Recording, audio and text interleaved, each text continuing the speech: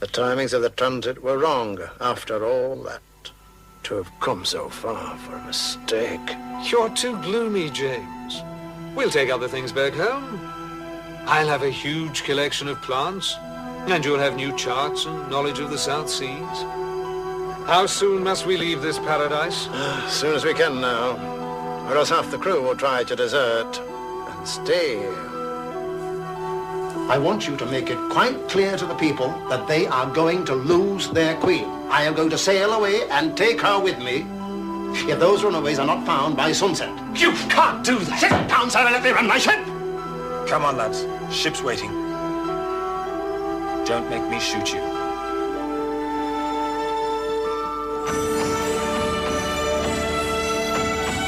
A forgiving people, Mr. Gore. They cry that we are leaving. Perhaps they should have cried that we came. Well, the joke seems to be on us, gentlemen. Our orders were to find and map and claim Mr. Dalrymple's great South Land. It does not appear to exist. We've wasted time enough. Let's change course, Mr. Higgs. We know that New Zealand exists, and Terra Australis somewhere to the west of that. Let's stop looking for myths and mirages. Let's chart the land there is.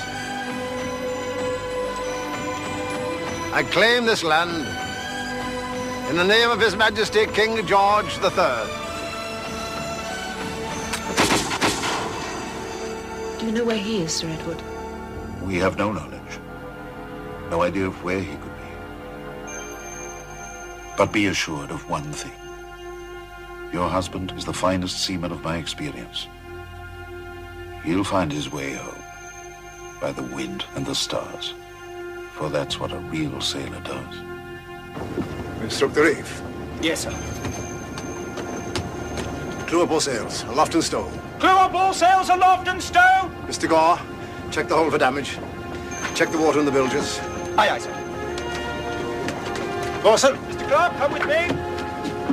I want you to sound all round and prepare the anchor for heaving her off. Do it, man. Aye, aye, sir.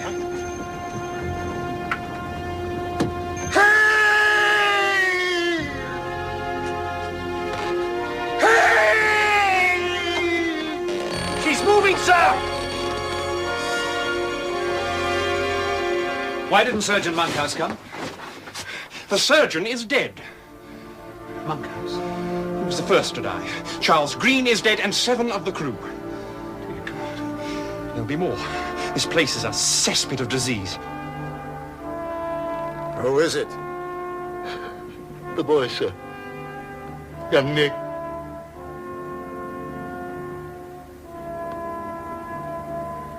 Most amazing voyage, you will agree.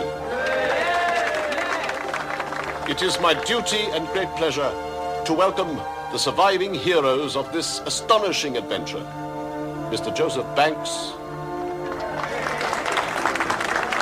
and his assistant, Dr. Soliday.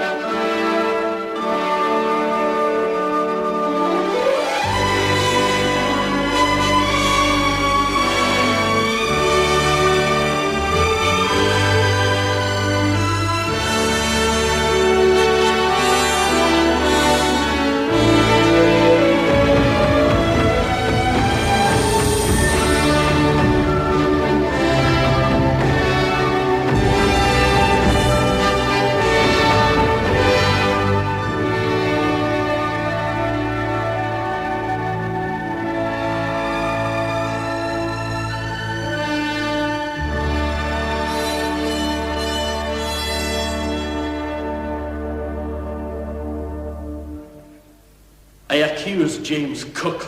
The man is negligent. He lost half his crew, brought back a ruined ship, and failed to find what we all know to be there because he did not bother to look, I say he should be censured and dismissed.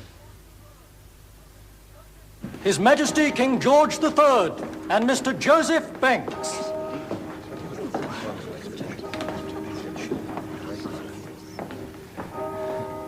We are delighted to commend our friend Mr. Banks, recently returned from his amazing voyage. He touched on many undiscovered islands, brought us back over 1,000 species of plants, and encircled the globe. Your Majesty is too kind. Credit where it is due, Banks. We wish it known, England is proud of him. He will shortly embark on a new voyage, and on this, we are reliably informed, he will command 2 ships.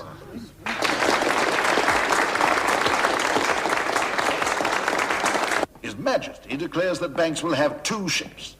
The newspapers trumpet he will command the fleet and sail with men at arms to colonize the South Seas. Is there no end to this madness? I thought Banks considered you his friend. I like him, but I don't care for this situation, which becomes more absurd and more unfair to Cook every day. It does indeed. I know what happens at the Admiralty is no longer my concern. But Lord Sandwich is not a fool. How could he tolerate this flood of rumors? Sandwich? Our new First Lord and his mistress are frequent visitors at Joseph Banks' townhouse in New Burlington Street, quite apart from their adjoining estates in Lincolnshire. Then I fear I've wasted my journey and your time.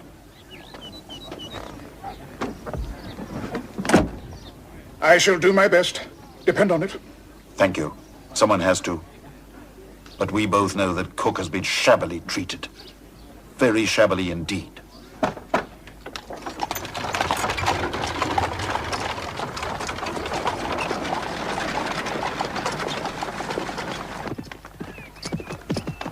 Whoa.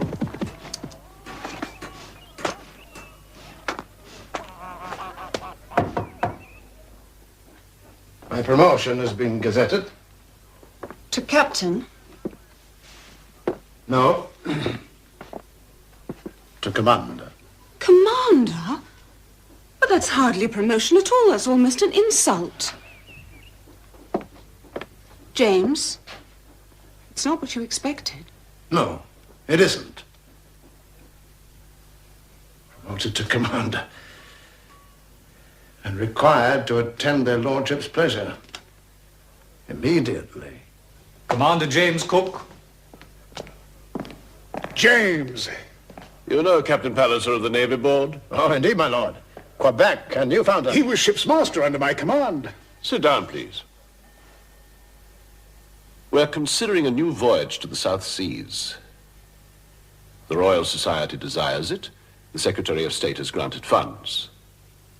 It's imperative that this country lay claim to new territories. And there is still to be resolved the question of Dalrymple's great south continent. My lord, I doubt it exists. That it doesn't has yet to be proved to my satisfaction. Banks still believes it a possibility that somehow you missed it. Dalrymple claims you didn't bother to look. Insists you sailed right past it.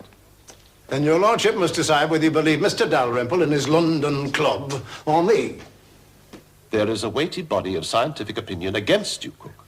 With respect, sir, most of them couldn't find their way out of the Thames estuary. Then I'd take it. If we offered you command, you would be inflexible about a renewed search for the Southland. If you offered me command, I would map the entire hemisphere, from the tropics to the polar regions. Whatever is in those waters, it would be my task to find it. I would sail by Africa and the Cape of Good Hope. Using the westerlies, I'd base here in Queen Charlotte's Sound, refurbish in Otaheite and the islands, and I would request 2 ships this time. 2, by God. Well, that is, if you offered me command. 2 ships would be far safer. What type of ships? Whitby merchantmen, sir. Converted coal carriers like the Endeavour. She proved her worth, my lord. There are 2 available, sir. Don't rush the matter, Palliser. There's much to be decided. If, indeed, we offered you this, what about Joseph Banks? My lord? He is to go. He wishes it, so does the king, and so do I. Well, Mr. Banks and I are firm friends. I'd welcome him. Good. Provided it is made clear that I have command. If that is to be so.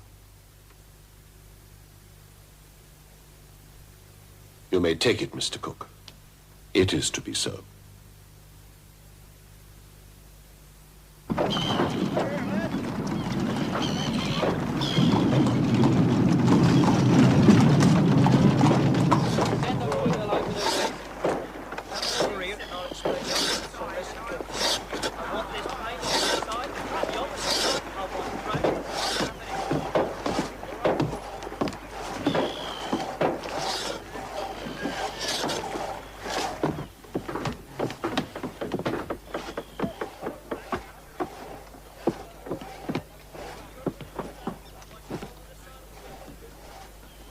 Welcome.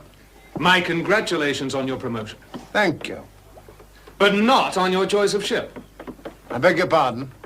My dear James, I can't think what possessed you. Oh, this is quite unsuitable. Mr. Banks, delighted to have you aboard HMS Resolution. Well, you know Charlie Clark, our second lieutenant. He sails with us. Well, it's to be seen if anyone sails. The vessel is not satisfactory. It simply will not do. Hopeless. But it's a coal barge. There is no room for my plants, for my work. No. Quite unfit for any gentleman to sail in. Unfit? Totally. Well, no more than the Endeavour was unfit. Which it was. Oh, perhaps not to your standards. But those of us used to better things found it cramped, unstable in a bad sea, and falling to bits on the way home. I have no intention of putting up with coal tub discomfort again. I see. Well, I sincerely hope you do. The vessel is not spacious enough, therefore must be changed. Then you had best petition the Admiralty, because I intend to sail in this ship with HMS Adventure as escort. You, sir, will do what your masters tell you. And I expect them to remind you that I am the whole purpose of this voyage. I finance and equip and choose the scientists and the artists and the naturalists. In all England, I am the only man to devote his time and fortune to such enterprises. I think you'll find that when I petition the Navy, you may not be sailing anywhere.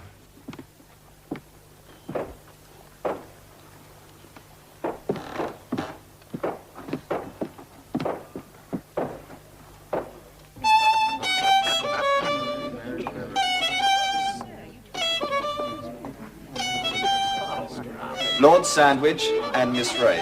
Ah. Sweet Martha. What a picture she looks, John. I've had a very devil of a row today about you.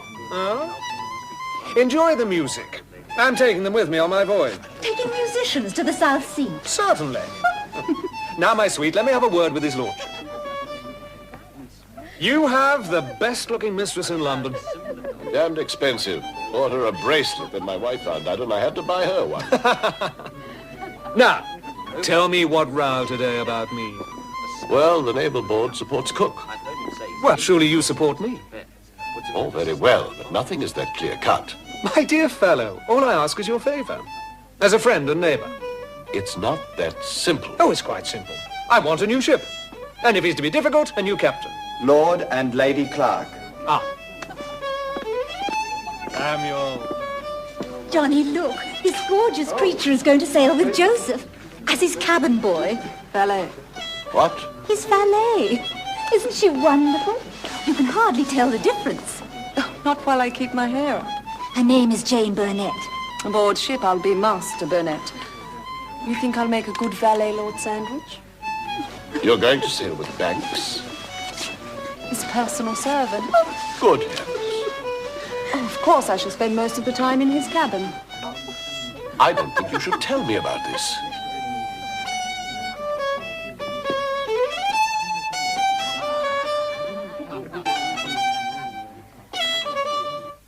I must make this one more voyage. I must.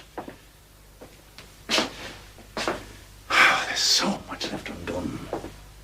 So much still to be found and mapped. One last voyage, James. Yeah, I promise. On Joseph Banks' terms? No, that I won't accept. It must be on my terms, on my ship.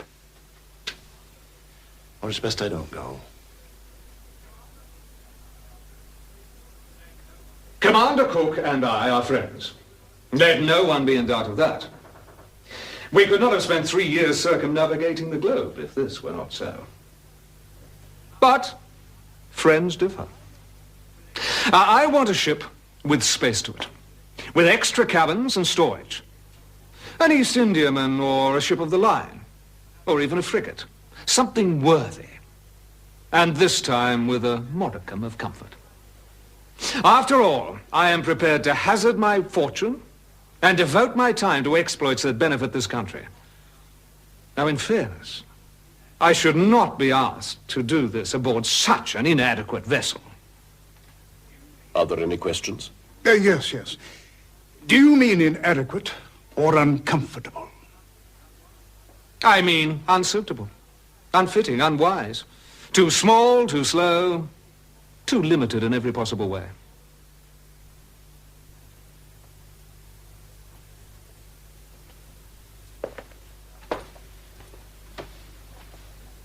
Commander? My lord, I know the arguments for faster ships, for larger ships, for East or West Indiamen. I know they're more spacious. They sail better. They even look better. But I cannot map new coasts unless you give me a strong ship with a shallow draft to sail in close. I cannot find new lands unless you give me a ship that will hold a year's stores and take the force of any wind known to man. Now, ships of this sort are colliers built in the north. There are no others. Yeah. Let me remind you, we lagged behind the Dutch, the Spanish, and the French for years in ocean exploration.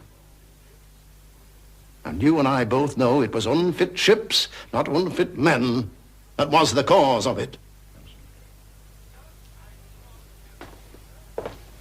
Sir, I will not go to sea in that thing.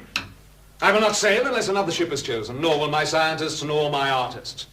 Nor will my £7,000 be available to equip this voyage. My lord, no civilian can come here and threaten the Navy Board and the Sea Lords in this manner. Quite. You're out of order, sir. I suggest the whole proceedings are out of order. Indeed. And most irregular. It's an attempt, my lord, to settle a difference of opinion. Whose opinion? I prefer the opinion of our finest seamen in matters of the sea. No one is doubting Commander Cook's worth, my lord. This whole inquiry is doubting his worth. Now, I shall take it to Parliament if this continues. Yeah. No cause for that. We're agreed. Cook's choice of vessel must stand. Then these proceedings are a farce. You, sir, have made them so. Gentlemen, order. I'm sure this can be resolved. Commander? Sir? I would like to suggest a compromise. Mr. Banks? What if the resolution were altered and modified to suit your needs? Would you object, Commander? No. Provided your lordship means reasonable modifications. Would you reconsider it, Banks? Alterations. Improvements in the accommodation. Well, that would seem a sensible solution. Thank you, my lord, for reminding us of the fine English art of compromise. Oh, I shall draw up plans and solve this minor contretemps. An adaptation of the vessel. Splendid. Well, then we both get what we want. Mr. Cook will have his shallow draft, and I shall rearrange the superstructure. The Ugly Duckling will become a handsome ship, a most elegant vessel. You'll see.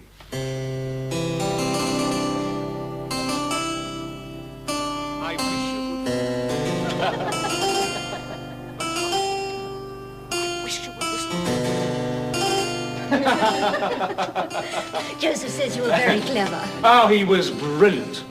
The First Lord, upholding the fleet, standing by his own sailor, then superb. Gave me the initiative and won me the day. My dear chap, reasonable modifications. Oh, naturally. Joseph has drawn the plans. He has a fine cabin. With room for me. I don't think I should know about Miss Burnett. Quite right, Johnny, you shouldn't. We'll be very circumspect. The minx will wear bell-bottom trousers. This voyage will astound all of Europe. Oh, not for anything in the world would I miss it.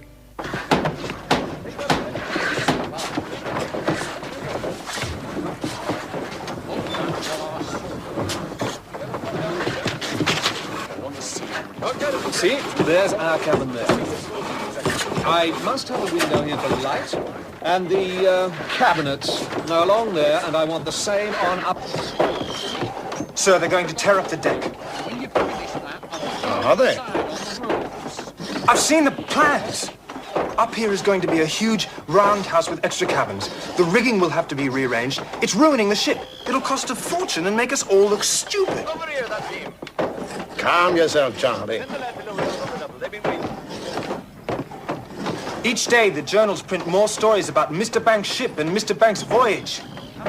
If you can be calm about it, sir, I can't.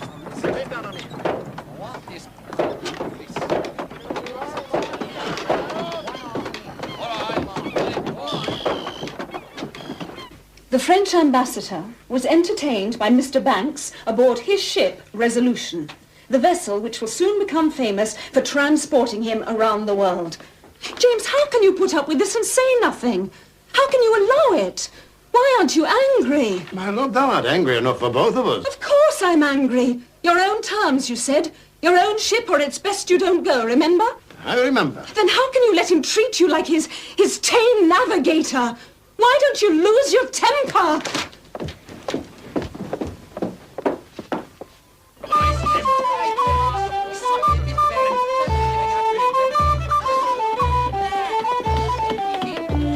Joseph! Now, you see, this will give light and space above the main cabin. You see? With the structure up here, that will go all the way back from the main to the mizzen. Sir Henry, with windows. I don't had to say it myself. Is it always like this? No, sir. Most days they have dancing. Johnny, take that. I wanted you to see what can be done to a poop deck with a little imagination. With you and the First Lord being here today, it's a bit quieter. What I really love is a bus. The gentry often bring wine and venison, picnic on board. I heard one lady say it's the best show in town. He's making a fool out of you. No, sir. Damn it, don't contradict. I'm concerned for you. I appreciate it, but... But nothing. Banks is making you look an idiot. I must ask you, Sir Edward, not to worry. You worry me. All over London, the talk is of Banks. His ship, his new great voyage. Well, what can I do? The man's ambition is limitless, and Lord Sandwich is a personal friend. The whole thing is a scandal. The Navy is coming up as very badly. The Navy should never have replaced me with an opportunist like the 4th Earl. I'd remind you that modifications were agreed to. We can only wait. For what? For next week, Sir Edward. For a seagoing trials. Mr. Banks is selecting a party of friends to join the ship. His ship. If he's the talk of London now, wait until next week. The hose is going.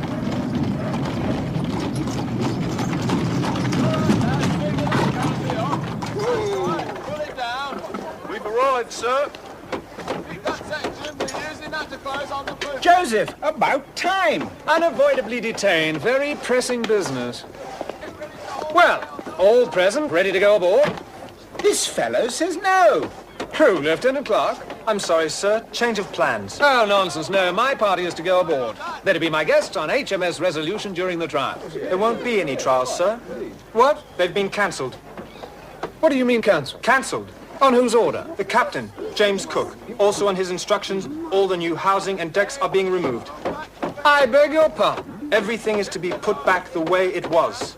That's the message I was asked to bring you. Cook? He thinks he can do that? Yes, sir. Not only can he do it, he has done it.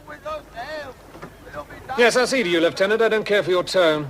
As for Cook, he's insane. I shall have him replaced. Good luck, sir. Oh, but look here. I say, what's to happen to all of us? If I were you, ladies and gentlemen, I'd go home. What do you mean she won't sail? She won't. Well, who the devil are you? He's the pilot. I wouldn't take her down river, let alone out to sea.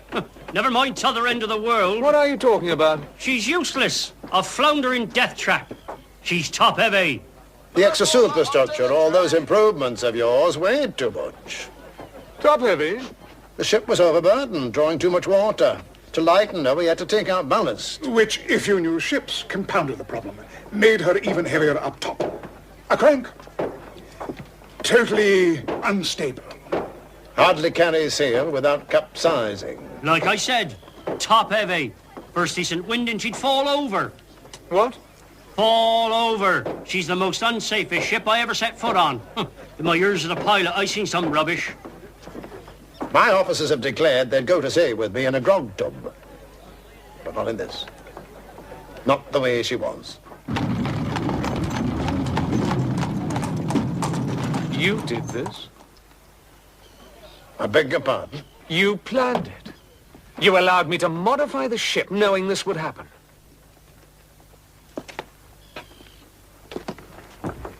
I don't recall you being of a mind to take advice from me. Or anyone.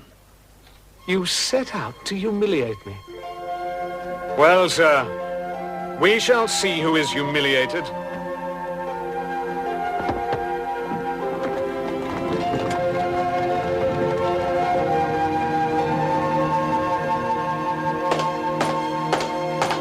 Lord Sandwich says for you to enter, sir. He's expecting you. Who is it? You know what's been done to that ship. I heard reports it was unseaworthy. So much for compromise. I now request a more suitable ship, and I want Cook replaced. My dear fellow. I dislike the idea of spending 2 years at sea with him after this. If he has to sail, then it must be under my command. My dear Joseph. Or else, by God, I withdraw from the voyage. Now, you can't allow that, Johnny. The whole of England is aware that I am to sail to the Antipodes. The Rother sail is quite capable of taking me. Now, it comes to this. Cook can be replaced. I can't. I find myself in the most extraordinarily difficult situation. Well, it can become quite simple. Dismiss him. No. Then advise him he sails under my orders. No. I assure you, my dear friend, I am quite determined. I will withdraw. I think you must. What? Withdraw. Since you forced me to choose between you and James Cook, I choose Cook. You can't mean it. Of course I mean it. What, reject the finest sailor in the land?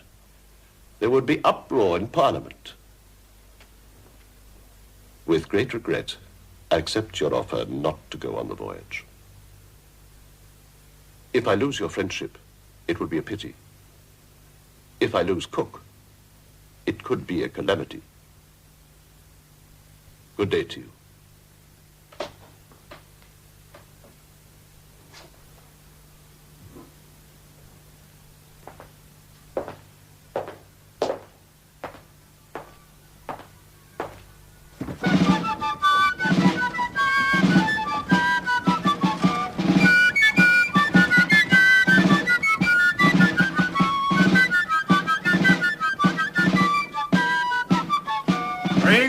Dismissed. To your quarters. Stand by to cast off. Aye, sir. Ah, Lieutenant Furneaux. This is Mr. Reinhold Forster, botanist, his son George. Mr. Wales, astronomer. Gentlemen, Lieutenant Furneaux will captain our escort ship, HMS Adventure. I shall be astern of you, gentlemen. All the way, I trust. Corporal Gibson. Yes, sir. Your report got me promoted. You put in all the good bits and left out all the bad. I hear you volunteered. Yes, sir. Well, it's good to have you aboard. Thank you, sir.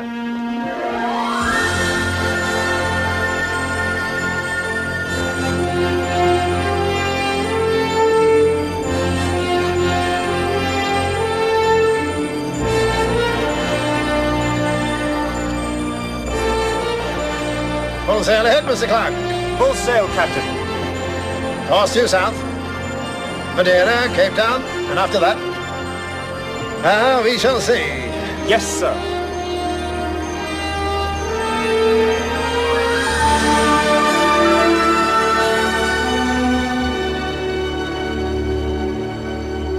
It's impossible, Mr. I Forster. insist, or I shall most certainly complain. What's the matter, Mr. Forster? Reinhold Forster, if you don't mind.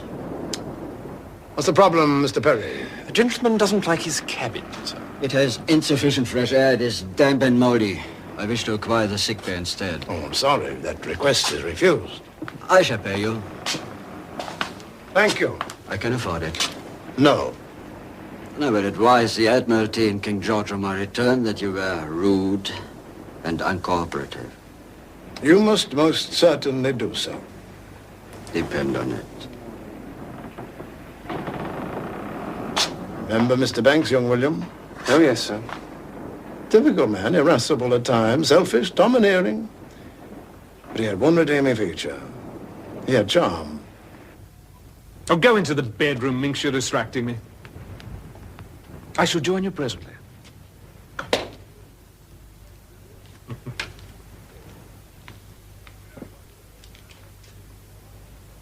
Where was I? To His Majesty King George III, your most esteemed highness. I have, after due consideration, reluctantly decided not to sail with James Cook.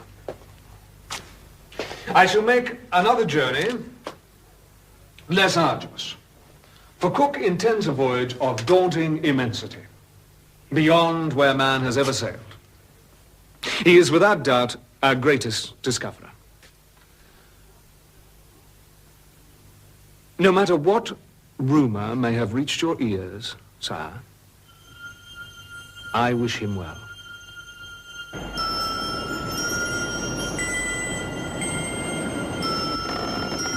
Eyes off the port now! Half a point to starboard, helmsman.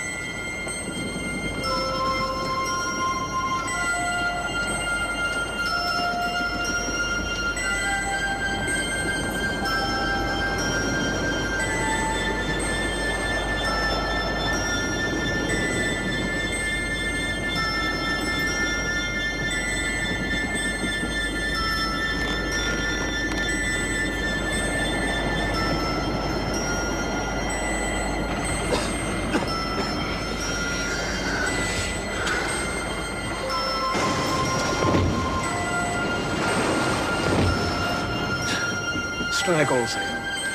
Strike all sail! Watch, all away on close and butt line. Ready on those footmarks. Make the charging gallants and top. Any sign of the Adventure? Lost sight of her, sir, a few minutes ago.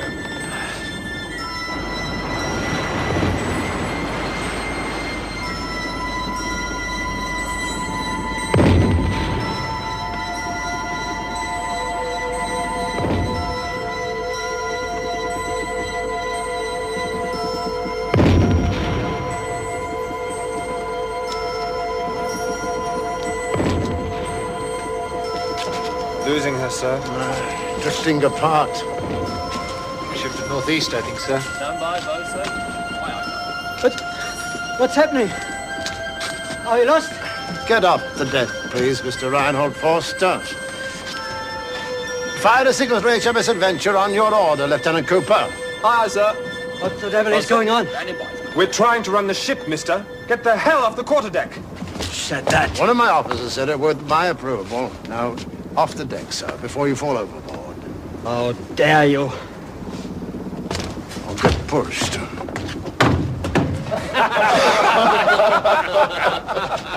Gentlemen, now then. Sorry, sir. Fire signal, bosun. Aye, aye, sir. Number 3 gun. Fire!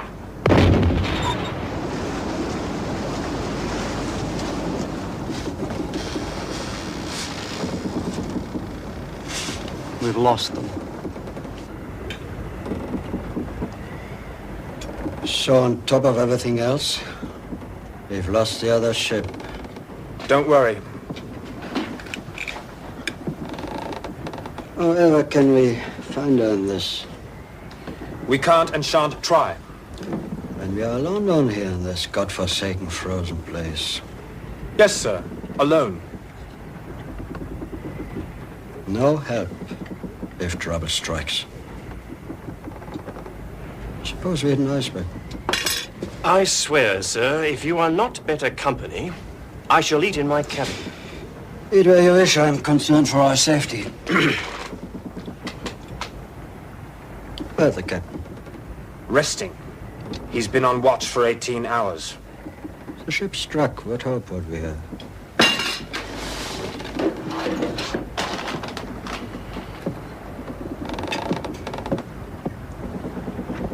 What hope, Lieutenant? Very little. Do excuse me.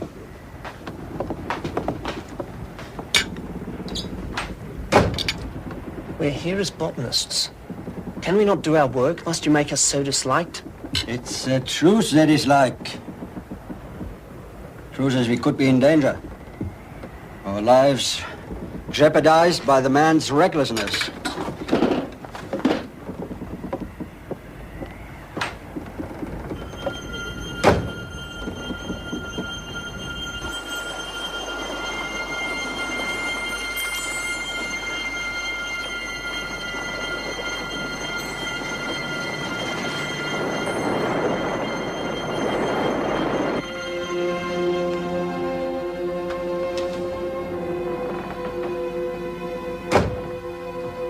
Very slow drift, sir.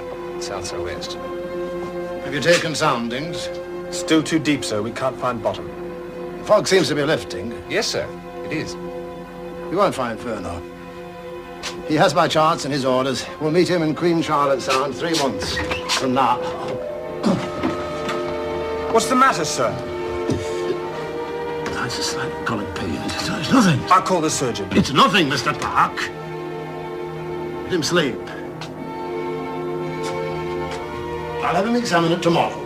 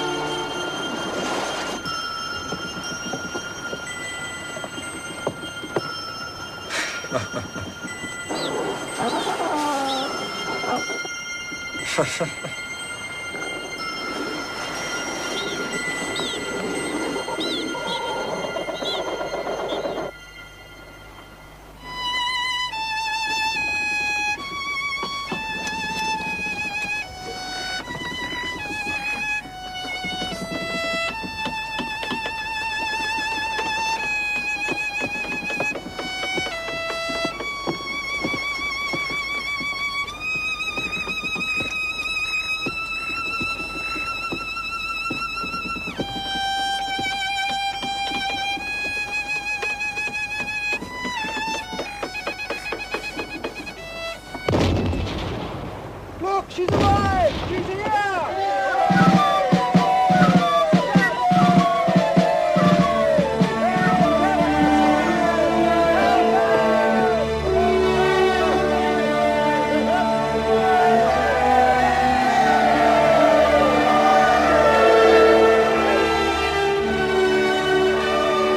Down all sails, Mr. Clark. Bosun! Scurvy. How many ill? Only 4, sir, not many. 1 is too many. They must be forced, Mr. Furneaux, to take lemon juice, marmalade of carrot, sauerkraut, to eat the celery grass, fresh meat and fish. They require example and authority. Now, you see to it. And keep your ship clean. Now, why did you strip down the rigging? Crew are tired, Captain. I hope to winter here. Well, you re-rig the ship, sir, as fast as you are able. I sent some of my people to help you. There are no winter quarters on this voyage, Lieutenant. We are to sail east, out here, to try to prove to the world that Dalrymple's Southland does not exist. Then north to take on stores and repair the ship's winter. Mr. Ferner, we have no time for winter.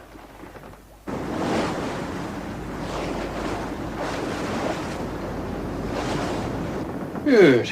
There's much improvement. And I can stop taking that potion you prescribed for me. No, sir. Oh, God's teeth, Mr. Perry, what is it? Never mind. It's doing you good. Oh.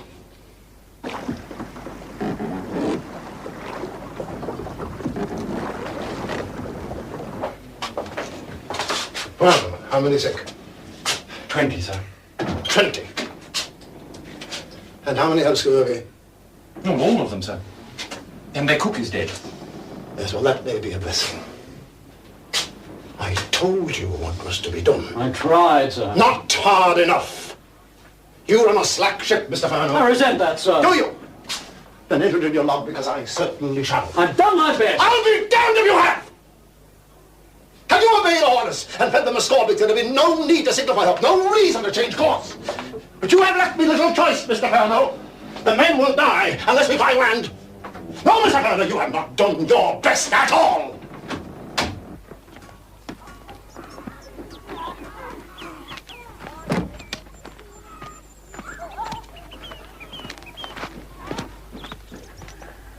Is your mother at home? Ask her. Tell her Joe Banks has come to make amends.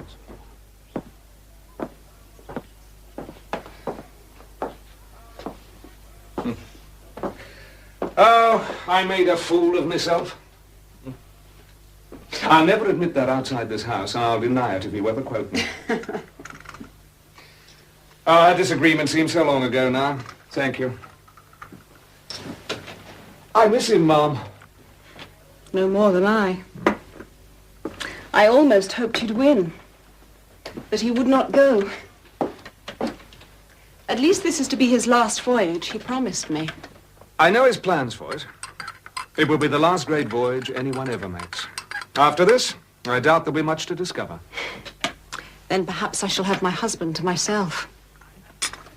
Why did you come today? I had this letter from him. Written a year ago, brought by trading ship from the Cape. I wanted to tell someone.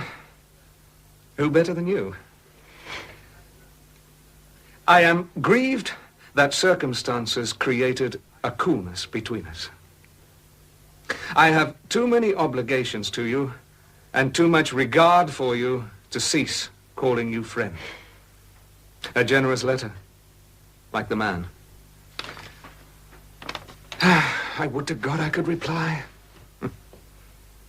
I would, above all, that I was there with him.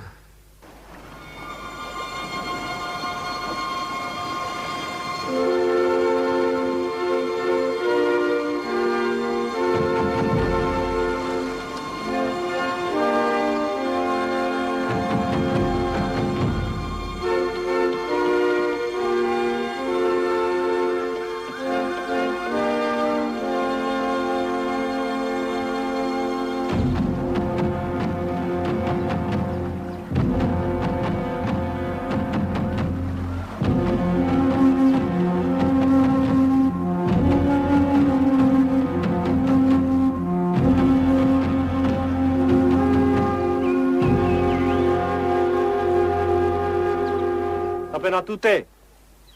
Manawa ya oe ki tā rā mai tōnei whenua. Waite au e hoar hei oe no tōnei nu nā maa hoi. Te whari popo atu nei au ya oe. Tapena tute. King Tu say welcome to Tahiti. And say you great friend of all Tahiti. Welcome. My thanks and greetings to King Tu. And to you, Owa, and to all the chiefs. But, What of Queen Oberea? Is she dead? Purea? Oi, Purea! Ere Purea te hei nei. I think so, as far as I can tell. She's been deposed.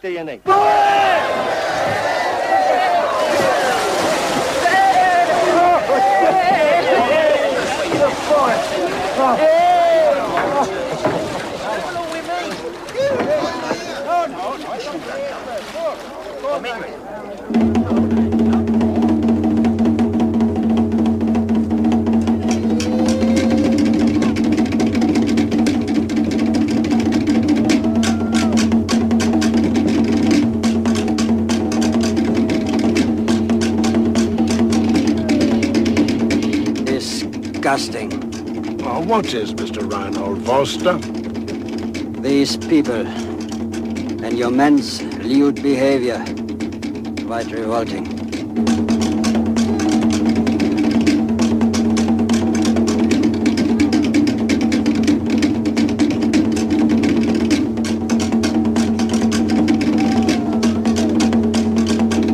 I really cannot tolerate any more of this immorality, this licentiousness. I'm amazed, Captain. You cannot control your men. My men, sir, have been at sea a long time. That's hardly an excuse for this excess. My son and I wish to return to the ship. Very well. You must. Try to do so tactfully. But... Or try not to give offense to our hosts. You astonish me, sir. Our hosts, as you call them, are ignorant savages. Come, George. I am sorry, Captain. So am I. Revolting, even the officers. Total lack of morale, consulting. I shall make a full report on my return. Give offense, indeed. It is they who offend me. George, come along. George?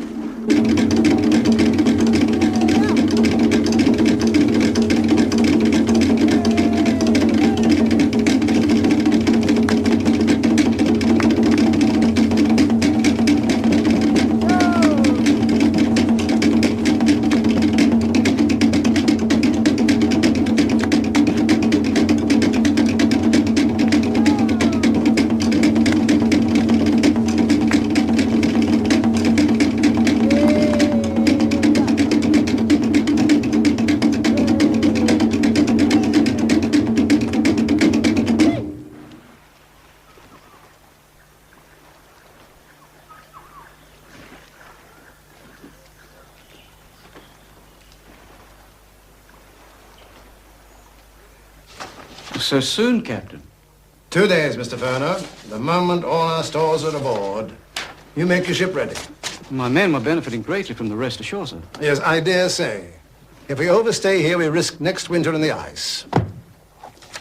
2 days, Mr. Ferner. See that your ship is ready. Aye, sir.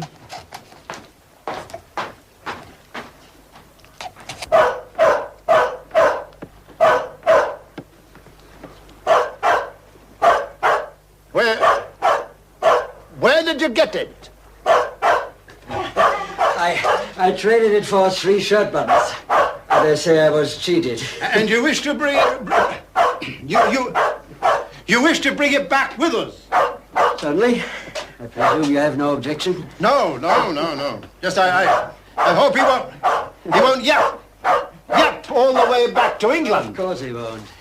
He's nervous, he settled down.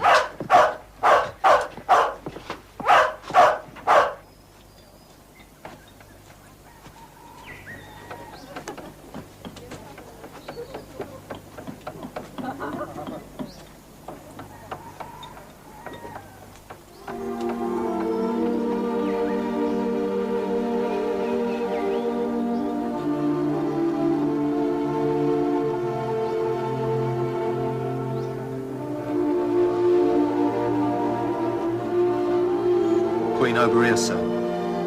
How did you find her? I just kept asking round the villages.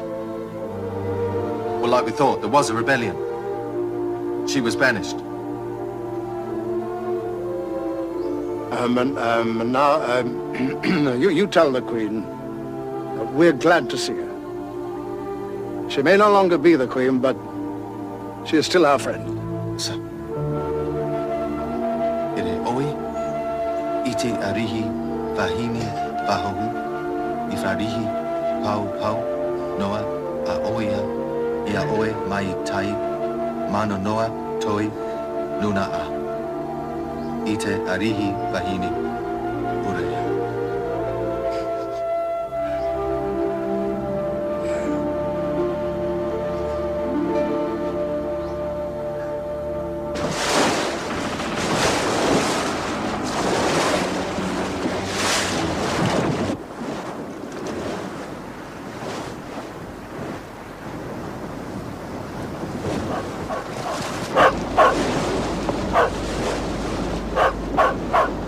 At least Ronald Foster complains a great deal less since he got his dog. At what a cost, Mr. Wales, at what a cost.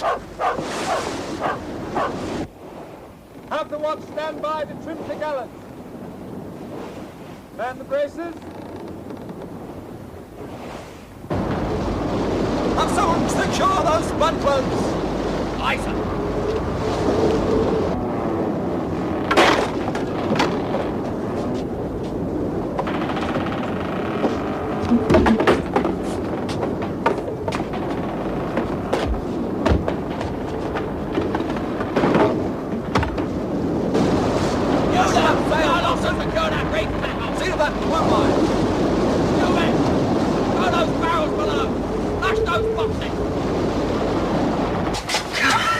Take a nice little bath through you.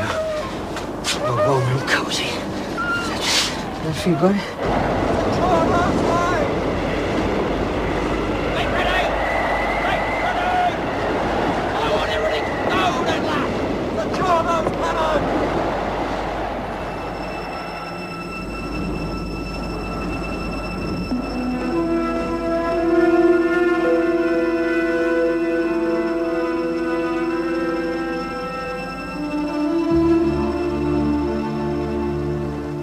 No, nothing.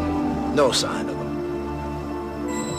When the wind's favorable, sir, shall we search for them? I don't think we'll find them. I cannot even guess which way he's gone. I'm inclined to think from now on, we're alone.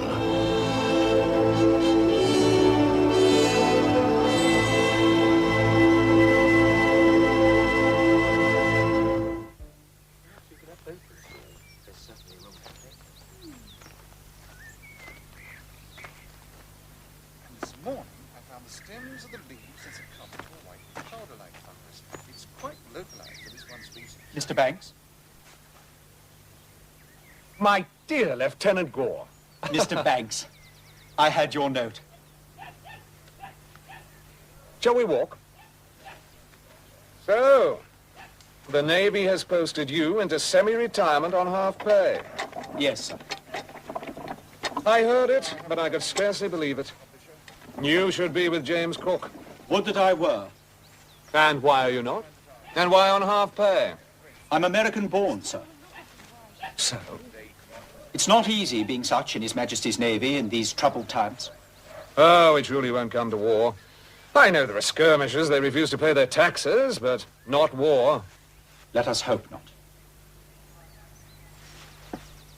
In the meantime, my career is inconvenienced. That's unjust. Commander Cook asked for me, and he was offered Lieutenant Furneaux. He wanted to argue the matter, but there'd already been much argument. Mr. Gore, I have chartered a brig for a voyage to Iceland. Would you consider command? I would be grateful, but... No. I'll arrange it. Lord Sandwich owes me that much. The end of the month? I thank you. Perhaps it will compensate us for where we would both rather be.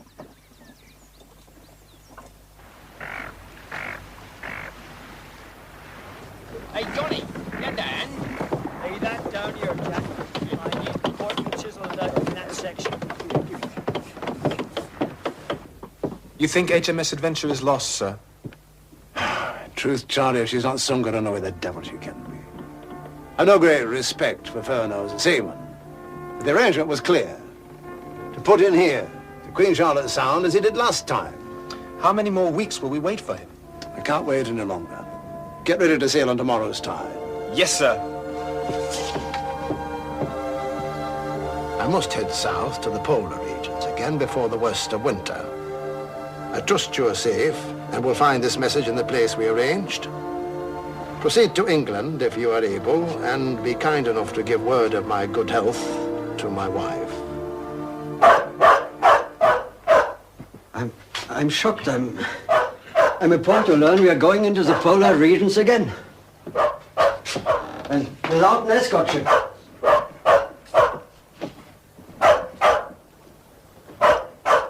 Sir, I cannot possibly hold a conversation with you unless that animal is removed. Behave. He means no offense. Nor do I. But either he goes or you go. What?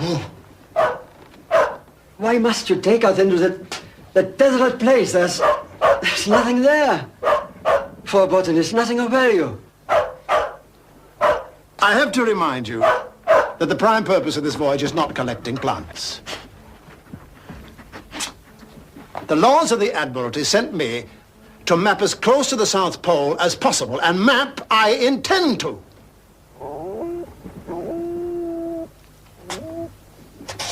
And your dog, sir, has just pissed on my fruit.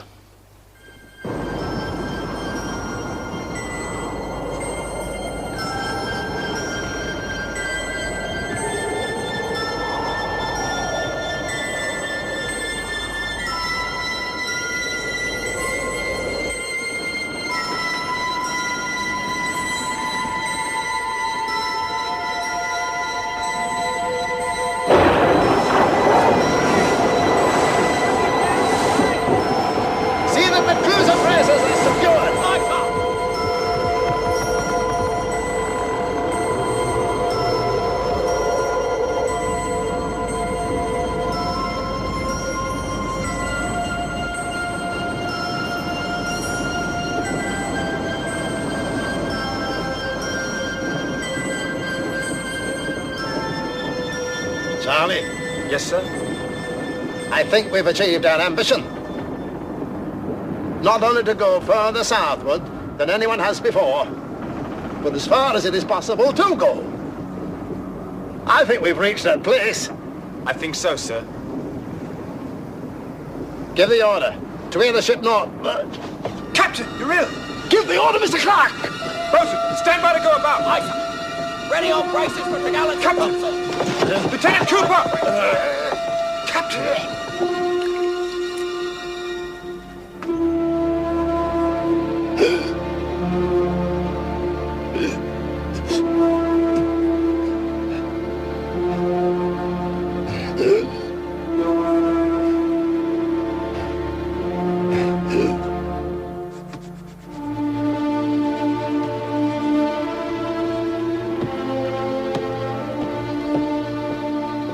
How is he?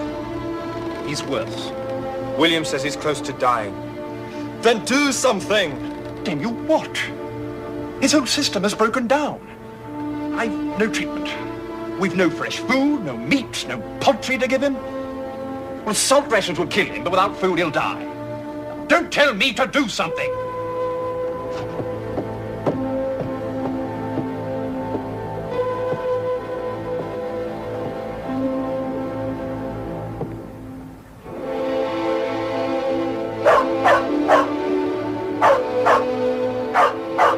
Get that animal out. We must have quiet.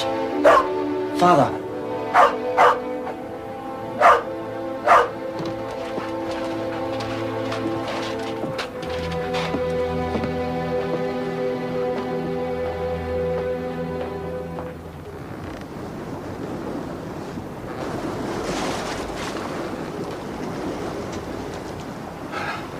Ain't no use. Must be the cold seas. Bait we're using. What's to become of us if he dies? Shut your mouth. He won't die. bloody well can't die.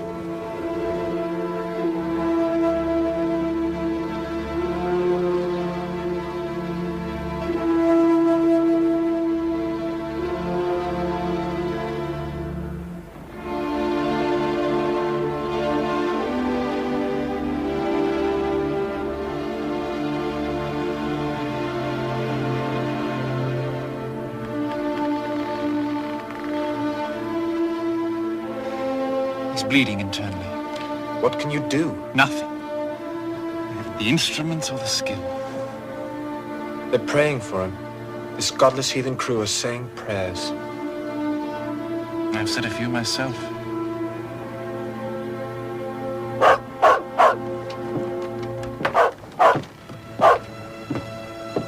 Surgeon? There's still no change, Mr. Forster. Mr. Reinhold Forster, if you insist. I want to help. That's very kind of you, but there is nothing can be done. No, I disagree. I studied science, remember? He must be fed broth. Unless he takes nourishment, he will die. Sir, don't you think I know that? We have tried catching fish without success. I know what he needs, and I don't need to be told by you. Please.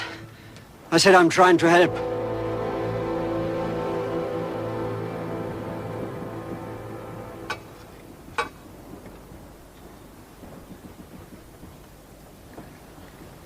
Where are we, Charlie? About 4 days' sail off Southwest Cape, sir. Don't talk, eat. What's the prevailing wind? Southwesterly, sir.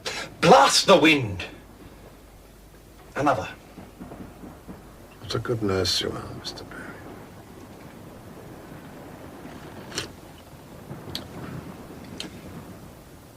What's the matter? It's tasty. I think I could eat some more. He's kept down another meal. Another? That's 2 days now. And he ate some meat. He said he was hungry.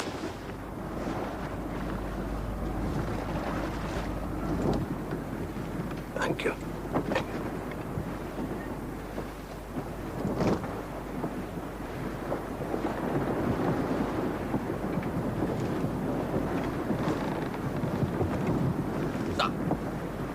Looking well, sir. Thank you, Mr. Clark. Feeling better, sir? Oh, really? What's the cause, helmsman? East by northeast, sir. 7 points. Latitude 44 south, longitude 95 degrees 20 west.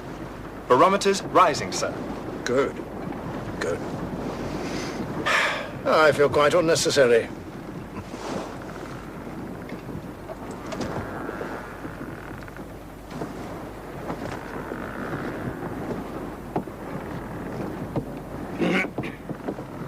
I am glad it worked. I believe I'm indebted to you.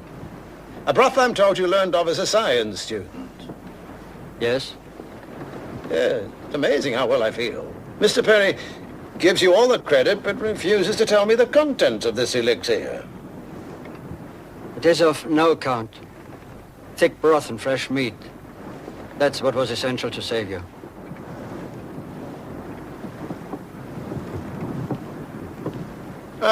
Mr. Reinhold Forster. Where's that dog of yours? Your life was more important. Excuse me.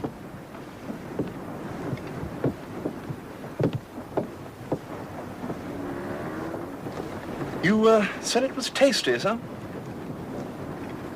Ah, it was.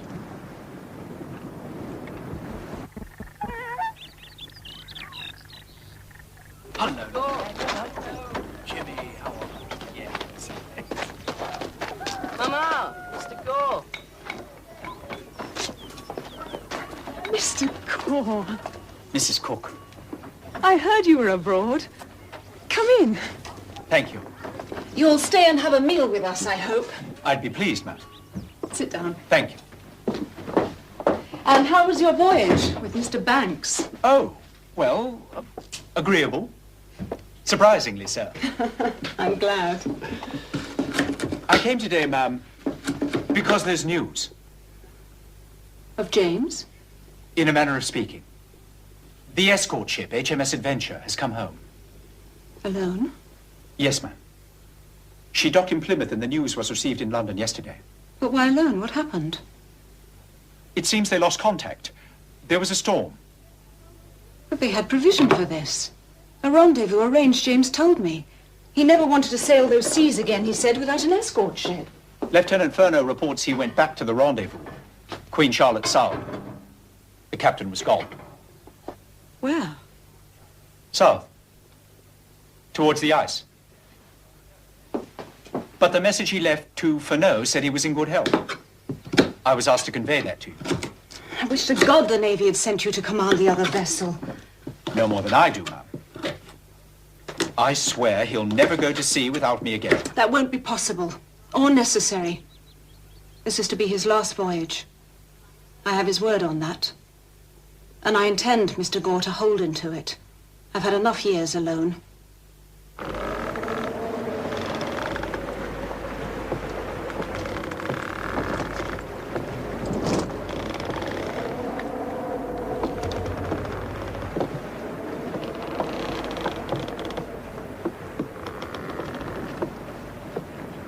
Tell the captain I'm sick of the whole voyage.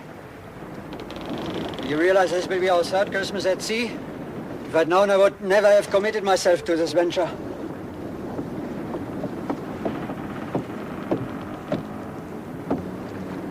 He's homesick, exhausted. He said it will soon be our third Christmas at sea. Furneaux and the Adventure should be home by now. Perhaps. That's in everyone's mind.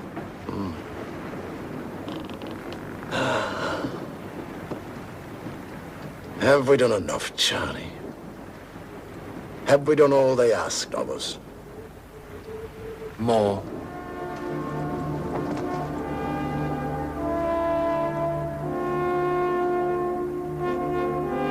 January 1st, 1775. We have crossed from New Zealand to South America in our third and final sweep across this great ocean. I flatter myself that the intention of the voyage has in every respect been fully answered, and we have charted and explored all the southern hemisphere and everything that exists in it. It is time, at last, to think of home.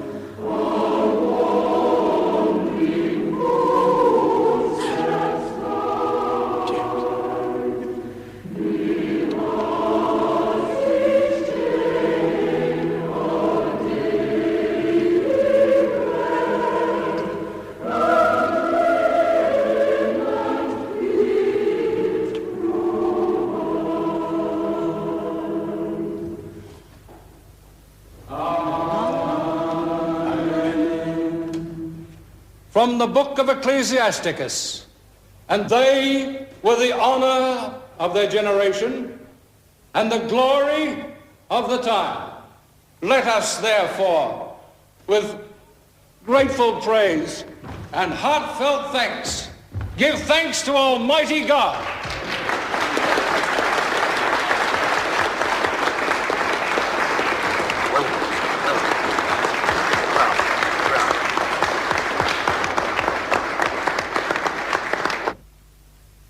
"3 years and 18 days. I counted every one of them. Thank heavens I shall never have to do that again. Will I?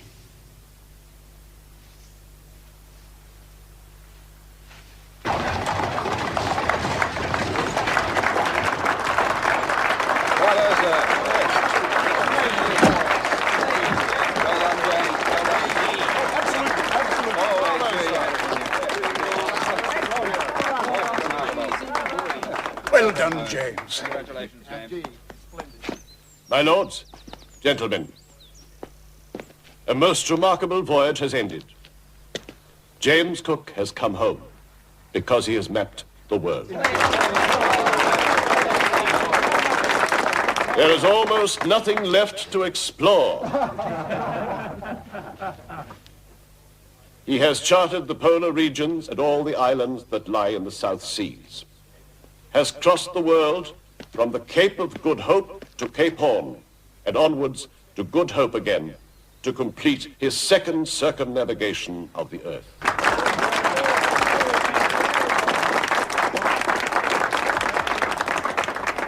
There has never been such a journey of discovery before, nor can there ever be again.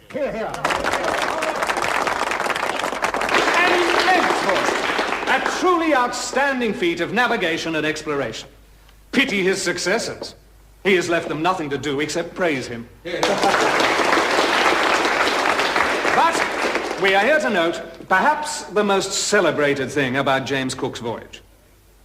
In all the 3 years and 18 days, he lost only one man through sickness, and that not through scurvy. It is with great pride that I have been asked to announce, for his work of astronomy, for his seamanship, and in particular for his elimination of the dread disease of scurvy, that James Cook has been elected a Fellow of the Royal Society.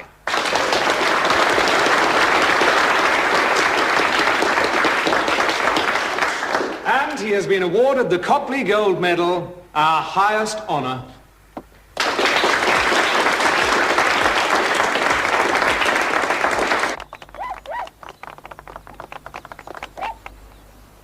We are most pleased to welcome you, and you, madam. Your voyages have given us renown, your journals and logs have given us great enjoyment. We trust they are to be published. I intend so, Your Majesty. What do you think of this war with the American colonies? I only heard of it on my return, sire. We are burnt in effigy in Boston. An outrage. Oh, yes, indeed. Will you take a fleet to sea and dispatch our enemies? Oh, well, With respect, Your Majesty. Will he? My husband has only just returned. From years abroad, sire. I believe he is to be granted honorable retirement. Ah, true? Yes, Your Majesty. Pity. A reward for many years of service, sire. Even so, we trust that your retirement will not prove too tedious. Particularly as we are pleased to announce your promotion to post captain of our Royal Navy. I am honored, sire. Well deserved, madam.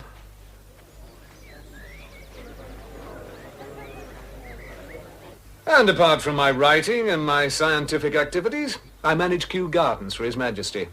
It's a full life, James. And what's to become of you? Oh, there's talk of a sinecure, a post at Greenwich, a position ashore. Elizabeth will be pleased. I believe she's still the same outspoken Eliza. Nothing will change that. My friend, you have spent 6 of the past 7 years at sea. 2 great voyages. Now it's time to rest. You make me sound like a veteran ship of the line. Beached after long service. You have a lovely wife and 2 sons. It's time to think of them. I do. I worry for Elizabeth's future. I've seen too many sailors' widows end in the almshouse. Oh, nonsense, you've years to live. Besides, England would never allow it. Oh, England has in times past. I need to secure her future. Then live in honorable retirement. That's the future she wants for you.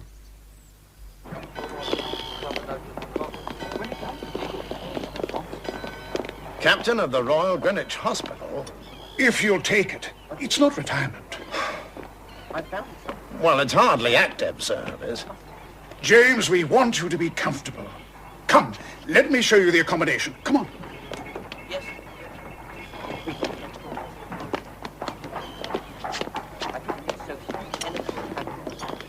A splendid suite of rooms.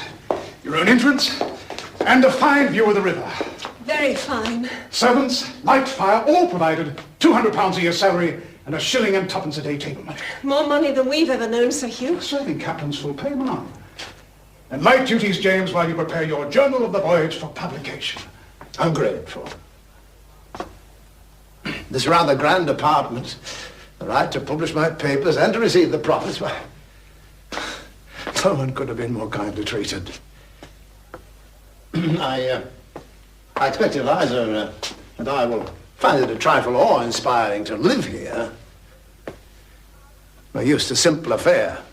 Our cottage at Mile End is certainly cosier. Live in Stepney by all means. But at least occupy the rooms, James. Edit your papers here. That is, if you accept the post of Captain of the Royal Hospital.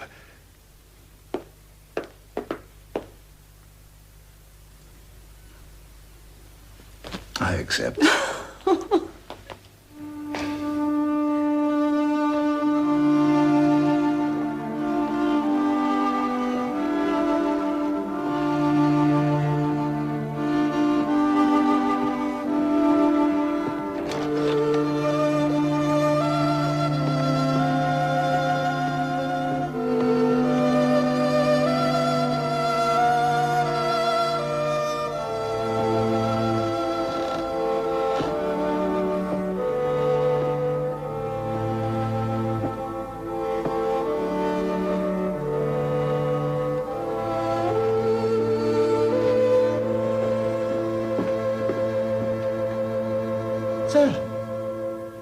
Blimey, it is.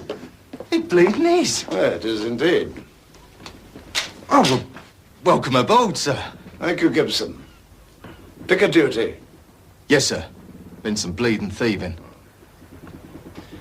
Well, the old ship's looking a bit forlorn. When does she go in for a refit? Well, it's talk, sir, any day. But the yards are busy fitting out vessels for the American war. And making fat profits, they are. You well, Captain? Yes. Thank you. No more of that stomach sickness? That nearly did you in. Oh, nonsense. It's an exaggeration. I'd rather it wasn't mentioned. Yes, sir. I assure you, I've never felt better. Oh, well, that's good. Any likelihood of you taking the ship out again? No. Don't think so. The gossip is we might go looking for the Northwest Passage. Oh, yeah, it's possible. You reckon it exists then, sir? I don't know. I truly don't, sir. Sir Francis Drake dreamed of it, but he never found it. Hudson, Frobisher, the Spanish, the Russians, they've all searched. A sea passage through the top of the Americas. Gateway to China.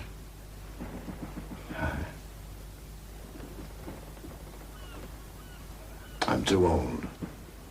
I've a handsome retirement and a splendid view. So you just come up all this way just to mosey around for old time's sake, eh? That's right.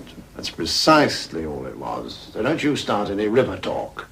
Oh, no, sir, no. I'll tell him. No, you just come see if the old hulk was still afloat.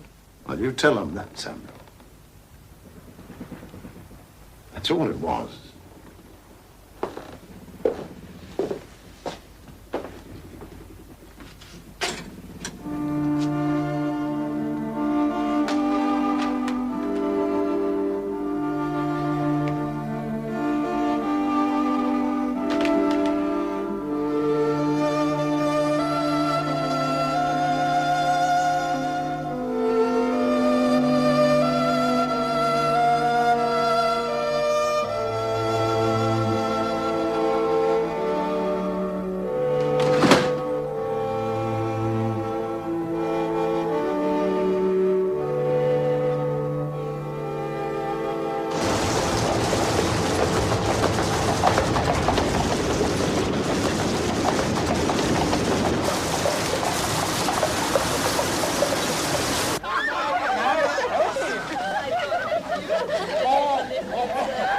I'm feeling particularly amorous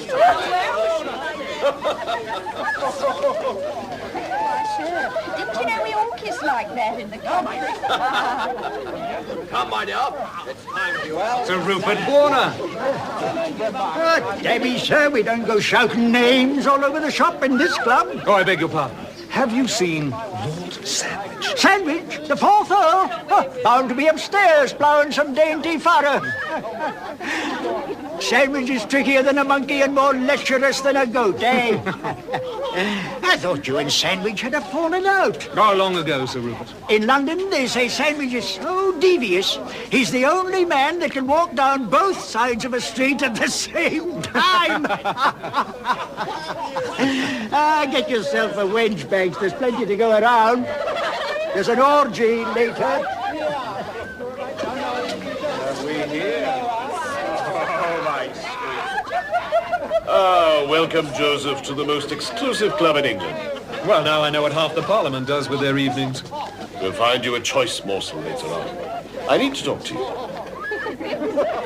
I need your influence with Cook. So? Why? Your own is considerable. The King is insistent the Navy send 2 ships to search for the Northwest Passage. Well, Cook has retired from the sea. What's it to do with him? Damn it, you know he's the logical man to command. I know he's tired. He's been ill. You can't ask him. Of course I can't. I must not be seen to ask. It would be most unpopular in the Parliament. But you can ask. No. I won't do it. Confound it, Joseph. No, he's done enough. Find another commander. There isn't one to match him. It's not yet known, but £20,000 is voted as a prize for finding it. A fine, handsome sum. But it's not right. Damn your schemes, Johnny. I won't help you. Pity, we're determined on that voyage, and I mean to have Cook command it. Not with my connivance. There are other ways. Give Uncle Reginald a little kiss. I can't tempt you to stay.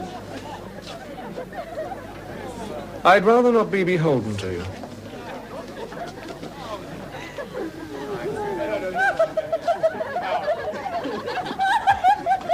Longitude.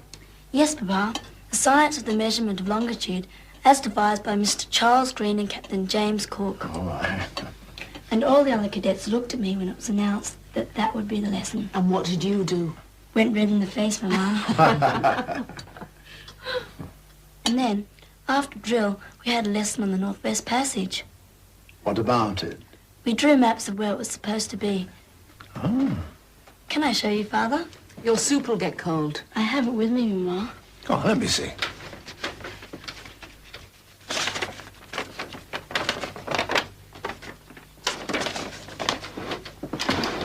That's very good, James. This is where it's supposed to be.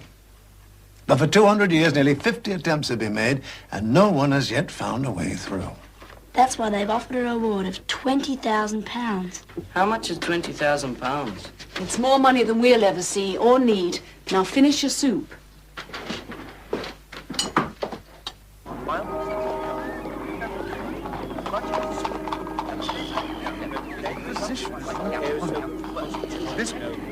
Charlie. Captain. Come in. Oh, I'm well looked after, Charlie. I should hope so. And now that you command a hospital, I trust you've had a full medical examination. Nonsense, I'm fit. I've had no more trouble. Commander Hospital, indeed.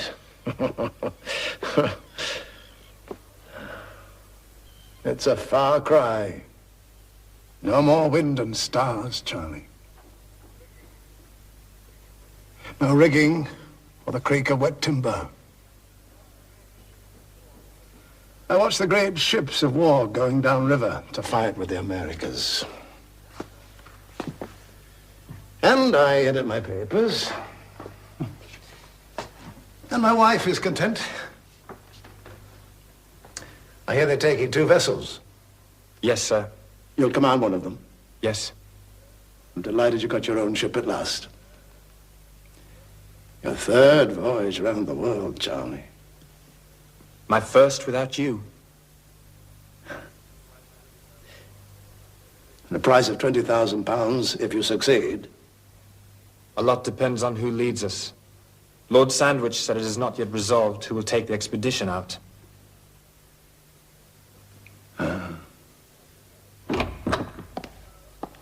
Who else? For God's sake, who else is there? Charles Clark himself, Lieutenant Furneaux, John Gore, bring Wallace back from America. Don't talk nonsense. They're all good men. You know as well as I do, there is only one man. I don't like it. Why not? Well, he gave his word to his wife. 2 long voyages, it's enough to ask of any man. He's no longer young. The strain of command... You're determined to exhibit your conscience for us all to applaud it. I care about him. And I admire him. Which would he respond to, do you think? Your concern or my admiration? An ambitious man whose spirit cannot be contained in the entire southern hemisphere, put out to pasture in the confines of Greenwich Hospital.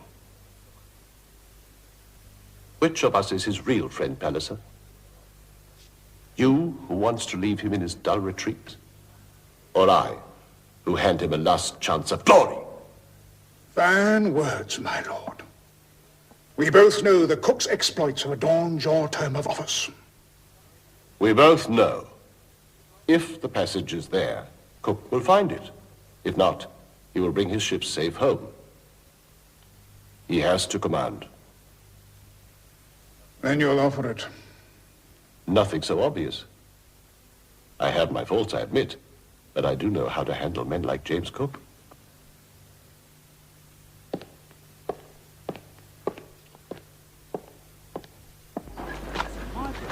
Wait a minute. Before we could go.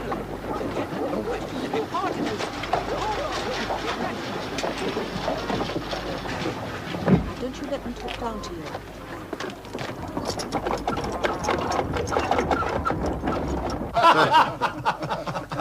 We know, of course, that you're contentedly retired. Oh. 2 long voyages is enough to ask of any man. Indeed it is. But what voyages? Which is why, my dear Cook, I thought that over a friendly meal together, you could give us the benefit of your advice. Oh, by all means. We don't meet socially often enough, you and I, and the enjoyment of dining with you is an added inducement to seek your counsel. Now, if an expedition is prepared to go to search for the Northwest Passage, what plan would you recommend the voyage commander adopt? 2 ships? Certainly 2 ships. Your Whitby cold cats. Of course. Yes, I'd insist. The Resolution needs a refit, but she would be suitable. Good. Now the approach. By the Magellan Strait and Cape Horn? No, sir. By the prevailing winds to the Cape of Good Hope, water and refit at Cape Town, winter base here, no Tahiti, or the Friendly Islands, giving 2 Arctic summers to search for the passage where it is most likely to be, here.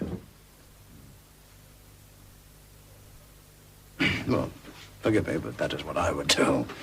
Oh, on the contrary, what you would do is exactly what we want to hear, eh, Palliser? Yes. Agreed, Stevens? Absolutely. The sailing strategy, it makes good sense. It should. No one knows that ocean better than James.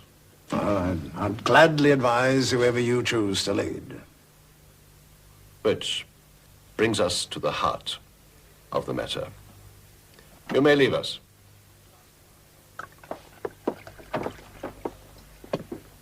Now, just between the 4 of us, who would you select? Who would I? Yes, as leader. Well, I imagine your lordship has someone in mind.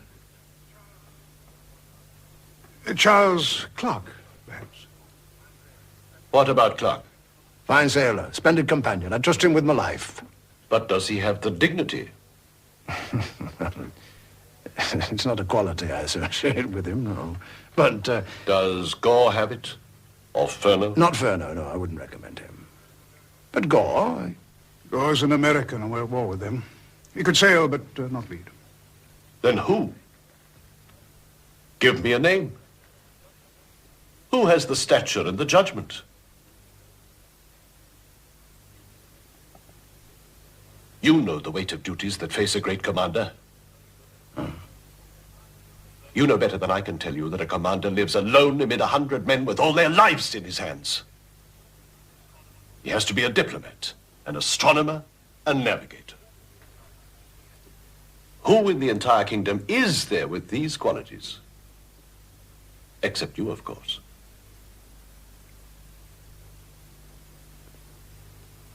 Are you, asking me to nominate myself? That would be unfair. Do you wish me to take the voyage? We have no right to ask it. You're retired. You have been ill. Do you wish it, my lord? Naturally. Because if so, if you mean it, then I'll go. Now, think carefully. Oh, I have. Oh, for your own sake, don't be hasty.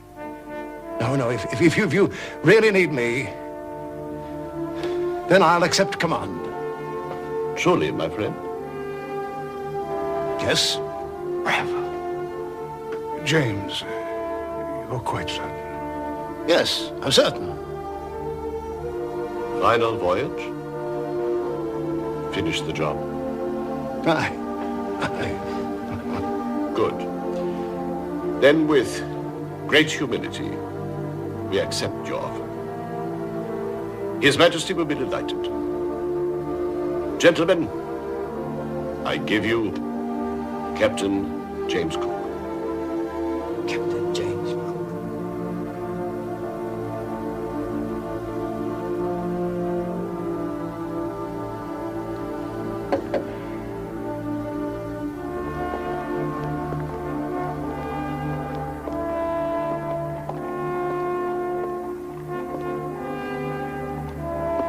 A remarkable evening, James. An eventful one. When will you sail? Oh, next April. That should be time enough. Whatever you wish will be done. Your choice of ships and men. And my post at Greenwich when I return. And a secured future for my family. I guarantee it. The news will thrill all London. Not all.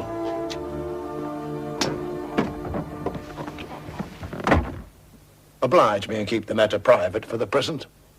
Until when? Until I can find the courage to break the news to my wife. Oh, certainly. Good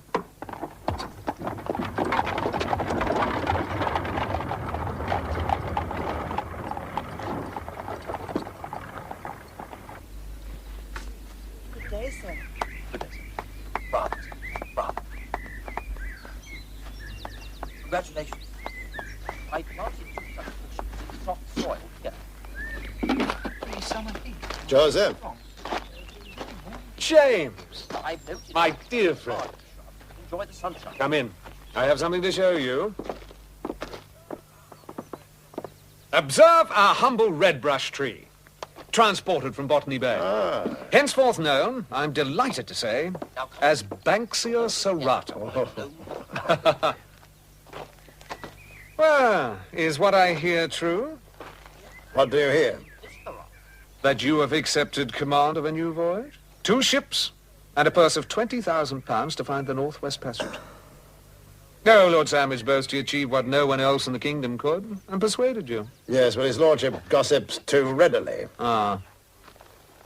I hoped it was not true. Why? Oh, because you've done enough. It's time to enjoy the rest of your life ashore. What does Elizabeth say? Well, like you, she will no doubt disapprove. She does not yet know. Any announcement was to have waited until I acquaint her with my decision. Then it should be soon. I doubt if such news can be kept secret. Not for long. No. I was merely awaiting the right moment. Oh, rather you than me.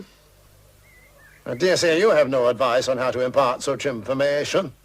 None whatsoever. No, I thought not.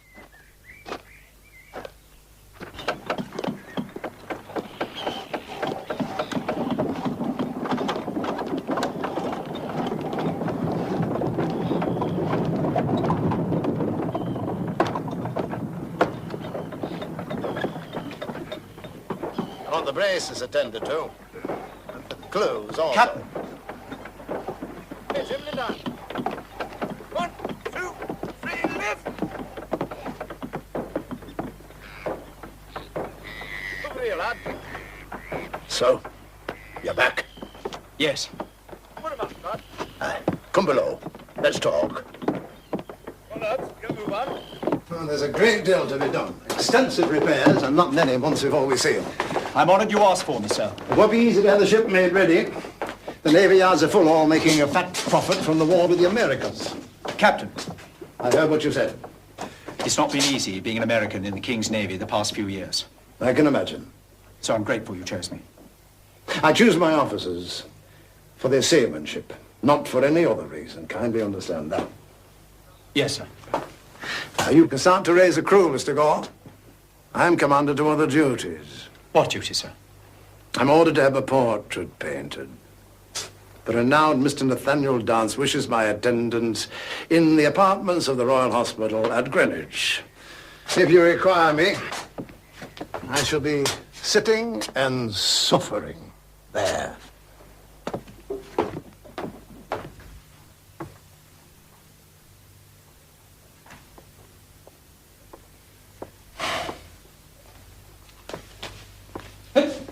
Don't turn your head, sir. Kindly remain still. I'm trying to remain still. I need to know what Mr. Goodell thinks of my journal. You need to hold your head at the required angle, sir.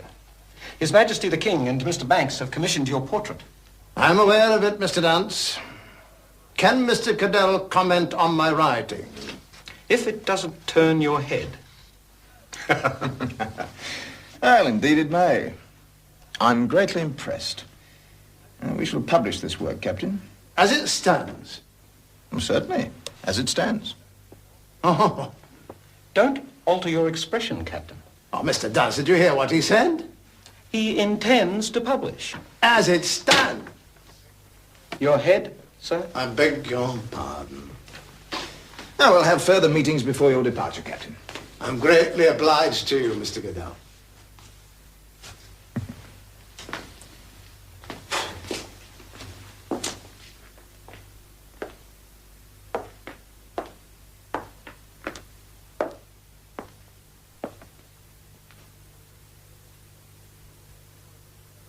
Dear. You know the celebrated painter, Mr. Dance? Indeed. Madam? Forgive the interruption, Mr. Dance. My husband is so occupied of late, I rarely see him.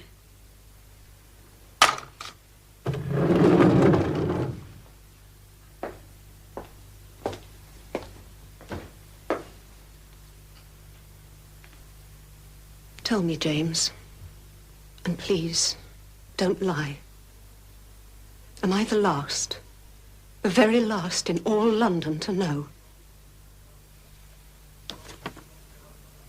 Well, if you won't forgive me, I can hardly blame you. But I did try to tell you.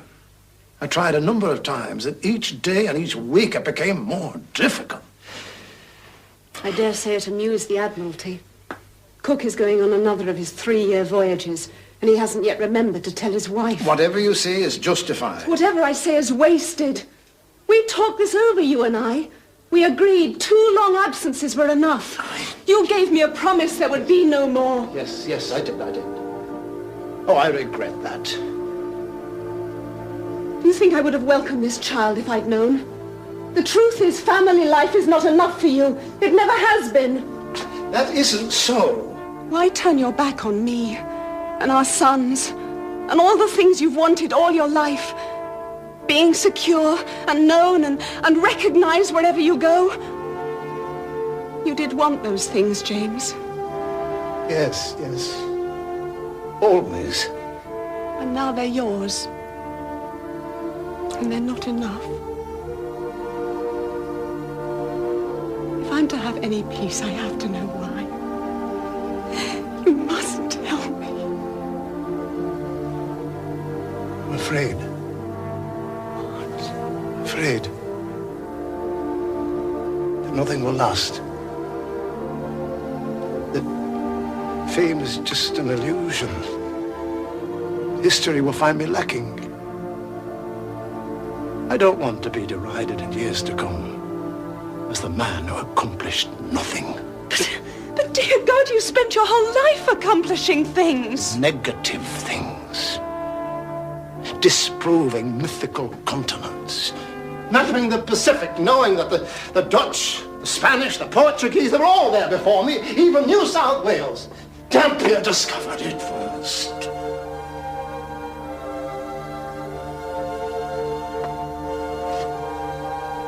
If I find the Northwest Passage, that would set the seal. It would finish the job. Be my epitaph.